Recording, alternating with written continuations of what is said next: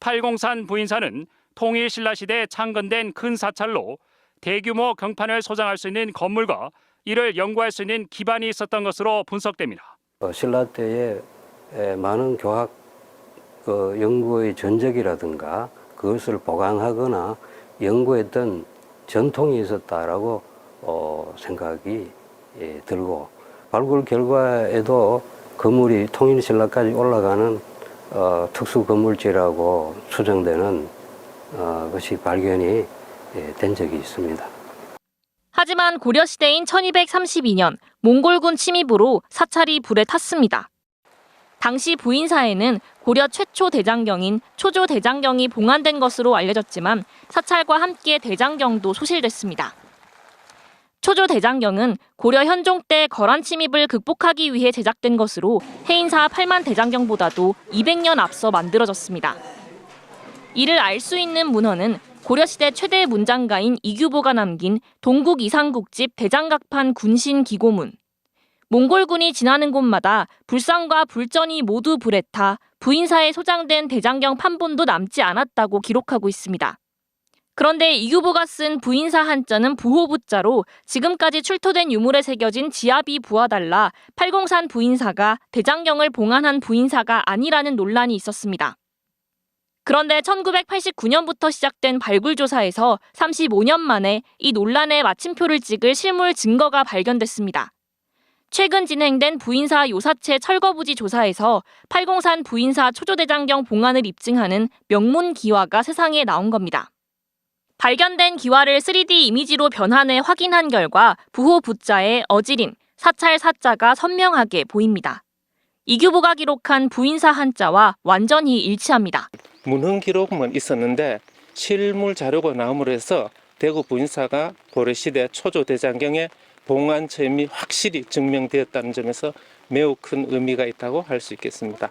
초조대장경의 어떤 그 운영 시스템 이런 것이 이번에 밝혀지고, 또 국가사적으로 더 이상 아마 다른 데서 그 대안은 찾을 수가 없습니다. 절 이름을 가지고 그렇게 부정을 해왔는데 거의 뭐 확실시 되지 않나 이렇게 생각이 됩니다. 그런 초조대장경이 이 부인사에서 이 경판이 보관되고 인쇄됐다는 이런 것을 확인할 수 있는 시간과 공간의 좌표를 딱 찍어줄 수 있는 아주 중요한 발굴 성과를 얻은 아주. 대구시와 동구도 현재 대구시 기념물인 부인사터를 국가사적으로 승격하기 위해 구체적인 작업에 들어갔습니다. 초조 대장경을 인쇄하고 보관하였던 부인사의 역사적 위상이 확인된 만큼 동구청과 함께 내년에는 국가사적 성격을 위한 관련 학술대회를 개최하고 지정보고서를 잘 준비해서 국가유산청에 국가사적 지정 신청을 할 계획입니다. 부인사지를 국가유산 사적으로 승격시키고, 그리고 또 이미 발견되어 있는 수각이 있습니다. 이 수각을 보물로 지정할 수 있도록. 하지만 지금의 부인사는 대구시 기념물에 불과하고 바로 옆 부인사 예터는 포도와 복숭아밭으로 바뀌었습니다. 고려 초조 대장경 제작 1000년을 맞은 지난 2011년 대구시가 거액을 들여 초조대장경 사본을 만들고 대대적인 기념 행사를 열었지만 국가사적 지정에는 이르지 못했습니다. 하지만 부인사 명문기와 발굴을 계기로 이번 국정감사에서 부인사 사적 승격 문제가 도마에 올랐습니다.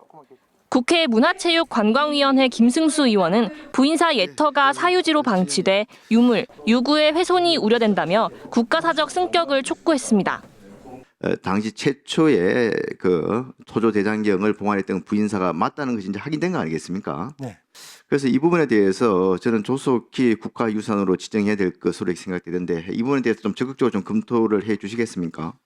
국가유산청도 이번 발굴을 통해 논란이 종식된 만큼 사적 지정을 적극 검토하겠다고 밝혔습니다. 네, 그 중요한 그 발굴 자료가 나왔기 때문에 저희가 그 부분을 가지고 좀 더 적극적으로 조사하고 하도록 하겠습니다. 축대나 초석이나 고려 시대의 기와 편들이 분포하는 범위를 문지였을 것으로 추정되는 그 공간까지 유물들이 확대되고 있다라는 점에서 그곳이 아마 부인사 사역의 끝이 아닐까. 하지만 1989년 시작돼 35년 동안 진행된 발굴조사 면적은 17,000여 제곱미터, 전체의 10분의 1도 못 미칩니다. 부인사터 대부분이 사유지이기 때문입니다. 사찰이 쪼그라들면서 민간의 땅이 넘어갔고 지금은 포도와 복숭아 밭이 뒤덮고 있습니다. 우리 사적의 한 3분의 2가 사유지입니다. 중요한 요소에 다 사유지가 겹쳐져 있어서 사적으로 만드는데도 굉장히 난제가 있고 발굴을 하는 과정에서도 굉장히 어려움이 많습니다. 발굴 조사는커녕 사유지에 묻힌 각종 유물과 유구의 훼손이 우려되는 상황입니다.